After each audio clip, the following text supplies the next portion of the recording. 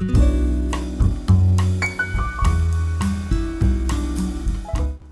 ছাদ বাগানে থাকা কমলা, মাল্টা, মৌসুম্বি গাছগুলোর গুটিগুলো টিকে রাখার জন্য আমরা অনেকেই দামি দামি বিভিন্ন প্রকারের কীটনাশক, ছত্রাকনাশক, মিশ্র সার, পিজিআর এবং বিভিন্ন ধরনের অনুখাদ্যও স্প্রে করছি, এমনকি সময় মতো পানিও প্রয়োগ করছি। তারপরেও দেখা যাচ্ছে গুটিগুলো মার্বেল আকার ধারণ করা সত্ত্বেও হলুদ হয়ে সব ঝরে পড়ছে। আর এর মূল কারণই হচ্ছে এই প্রখর রোদ বা অনাবৃষ্টি।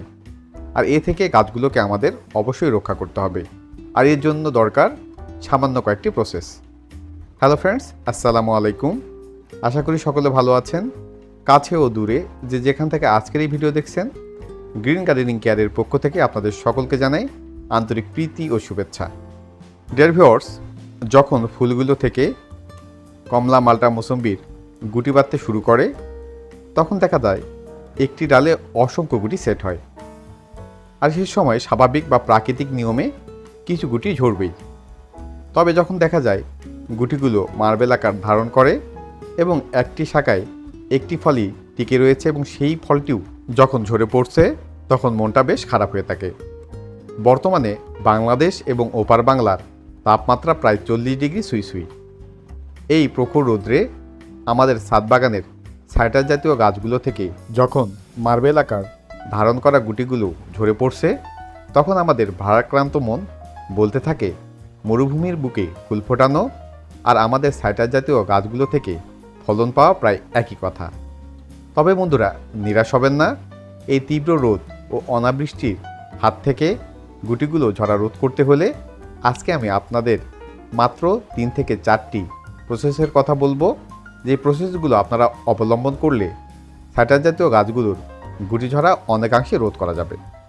অতএব ভিডিওটি অত্যন্ত গুরুত্বপূর্ণ হতে চলেছে, তাই বন্ধুরা ভিডিওটি ধৈর্য সহকারে দেখার অনুরোধ রইল। আর আপনারা যারা আমার এই চ্যানেলে নতুন, পরবর্তীতে গার্ডেনিং বা ছাদ কৃষি বিষয়ক বিভিন্ন ধরনের এই রকম নতুন ভিডিও পেতে হলে প্লিজ বন্ধুরা চ্যানেলটি সাবস্ক্রাইব করে পাশে থাকা অল নোটিফিকেশন বেলটি অন করে রাখবেন। আর যারা ইতিমধ্যেই আমার এই চ্যানেলের সদস্য হয়েছেন, আপনাদের প্রত্যেককে জানাই অসংখ্য ধন্যবাদ। তো চলুন বন্ধুরা, ভিডিওটি শুরু করা যাক।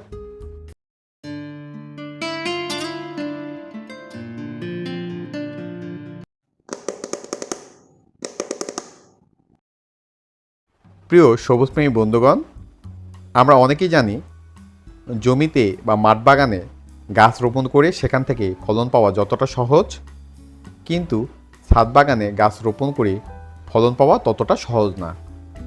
ছাদ বাগানে আমরা ছোট একটি টবের মধ্যে এবং নির্দিষ্ট কিছু মাটির মধ্যে গাছ রোপণ করে থাকি এবং সেখান থেকে ফলন নিয়ে থাকি। আর মাঠ বাগানে যে গাছগুলো রোপণ করে থাকি, সেখানে পর্যাপ্ত পরিমাণে মাটি, জায়গা রয়েছে এবং গাছ তার প্রয়োজন অনুযায়ী মাটি থেকে রস আহরণ করে থাকে। তাই বন্ধুরা, আমাদের ছাদ বাগানের সাইটাস জাতীয় গাছগুলোর আশানুরূপ ফলন পেতে হলে এই তীব্র রোদ বা অনাবৃষ্টির হাত থেকে আমাদের গাছগুলোকে রক্ষা করতে এবং গুটি ঝরা বন্ধ করতে এক্সট্রা কিছু যত্ন পরিচর্যা করতে হবে। এই তীব্র রোদের কারণে আমাদের ছাদ বাগানের সাইটাস জাতীয় গাছগুলোতে 2 বেলা পানি প্রয়োগ করার ফলেও দেখা যায় গাছের টবের মাটিগুলো শুকিয়ে যাচ্ছে। গাছের টবের মাটি এই সময় শুকনো বা ড্রাই অবস্থায় থাকলে গাছগুলোতে আমরা যত ধরনের স্প্রে বা সার প্রয়োগ করি না কেন, গাছের গুটি হলুদ হবেই এবং সব গুটি ঝরে পড়বেই। তাই বন্ধুরা, এই প্রখর রৌদ্রের হাত থেকে গাছের টবের মাটিকে সবসময় ময়েশ্চার বা ভেজা ভাব রাখতে হলে সেই টবের উপরে আমাদের মালচিং ব্যবস্থা করে দিতে হবে। আপনারা কচুরিপানা, চটের বস্তা বা এই রকম আমার মতো খড় দ্বারাও আপনারা এই মালচিং ব্যবস্থা করে দিতে পারেন।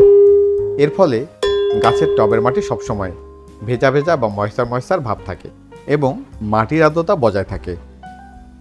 প্রিয় বন্ধুরা, এই তীব্র রোদের হাত থেকে আমাদের ছাদ বাগানের সাইটাস জাতীয় গাছগুলোর গুটি ঝরা বন্ধ করতে হলে এবার দ্বিতীয় যে পরিচর্যাটির কথা বলবো, সেটি হচ্ছে টবের উপরে একটি আস্তরণ দেওয়া।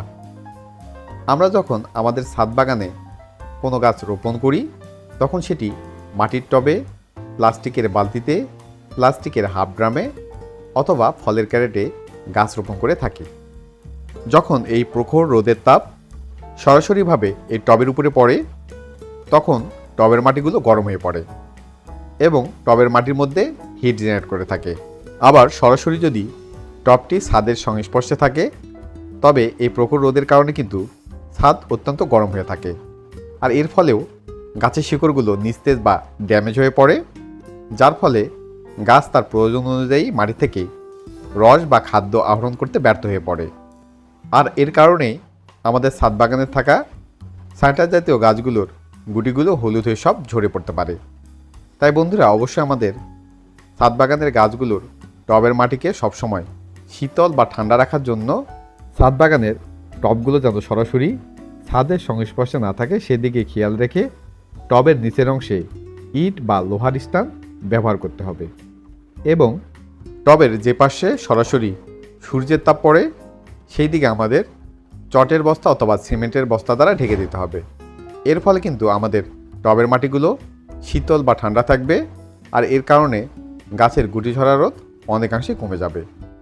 প্রিয় বন্ধুরা, এই তীব্র রোদের হাত থেকে আমাদের ছাদ বাগানে থাকা সাইট্রাস জাতীয় গাছগুলোর গুটি ঝরা রোধ করতে হলে তৃতীয় যে যত্ন পরিচর্যাটি করতে হবে সেটি হচ্ছে সকাল এবং সন্ধ্যা 2 বেলা স্বচ্ছ ঠান্ডা পানি স্প্রে করা বা ভালোভাবে গাছটিকে গোসল করে দেওয়া।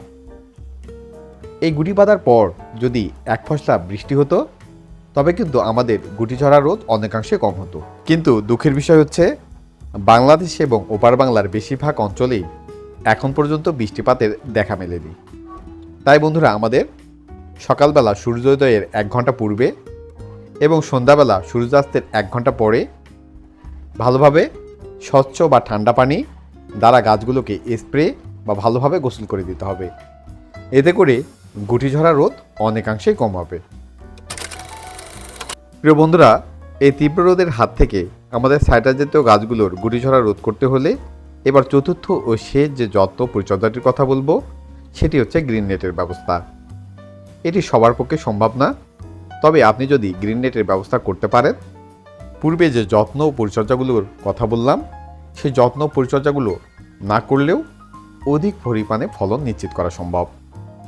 তো বন্ধুরা, এই তীব্র রোদ ও অনাবৃষ্টির হাত থেকে আমাদের ছাদ বাগানের সাইট্রাস জাতীয় গাছগুলোর গুটি ঝরা রোধ করতে হলে আসুন ঘরে বসে না থেকে এই যত্ন পরিচর্যাগুলো তাড়াতাড়ি সেরে নেই। আশা করা যায় এই যত্ন পরিচর্যাগুলো করলে গুটি ঝরা রোধ অনেকাংশে কমে যাবে। তো এই ছিল আজকের ভিডিওটি কেমন লেগেছে বা ভিডিও সম্পর্কিত যদি কোনো প্রশ্ন থাকে তাহলে অবশ্যই কমেন্ট বক্সে কমেন্ট করে জানাবেন। ভিডিওটি যদি ভালো লেগে থাকে তাহলে লাইক ও বেশি বেশি আপনার সোশ্যাল পেজে শেয়ার করে দিবেন, যাতে করে আপনার ফ্যামিলি মেম্বার্স ও অন্যান্য সবুজপ্রেমী বন্ধুগণ উপকৃত হতে পারেন।